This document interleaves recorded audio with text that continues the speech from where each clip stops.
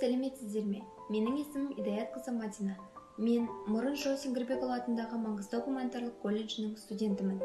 Қазіргі таңда мектепке дейінгі тәрбие және оқыту мамандығы бойынша білім алудамын. Яғни мен қазағымның болашағын, келешектің келбетті бүлдіршіндерін тәрбиелеймін. Бұл тәрбиеші мамандығын таңдаудағы себебім ол өте қызықты мамандық. Бізді балалар жақсы көреді және бізден әрдайым қандай да бір жаңа нәрселер күтеді. Ал біз болсақ, олардың өмірімен бірге өмір сүріп, еңбектеріне қоса қуанамыз.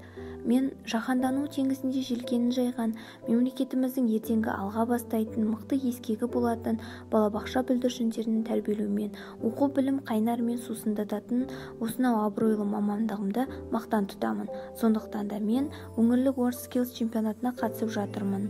Бұл чемпионатта әрбір қатысушы өздерінің таңдаған мамандықтарының қыр-сырларын көрсетеді.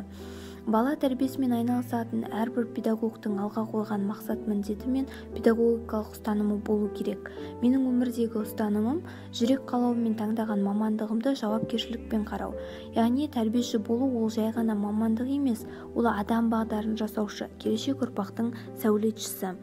Баланың балабақшадан жақсы тәлім-тәрбие алғанын қалаймын. Аянбай да сол үшін еңбек етемін. Еркіндікке жол беремін. Баланың еркін сезінуі, оның бәрін білуге деген талпынысымен құлшынысы. Бала тәрбиесінде заманауи технологияларды қолдануда белсенділік пен шығармашылық ізденіс дамиды. Бала тәрбиесі, оның ішіндегі балабақшадағы сәбилердің тәрбиелеу ол үлкен мәртебе. Ақын Мағжан Жұмабаев айтқандай, тәрбие адам баласын кәміл жасқа толып, өзіне өзі қожа болғанша азық беріп өсіру деген.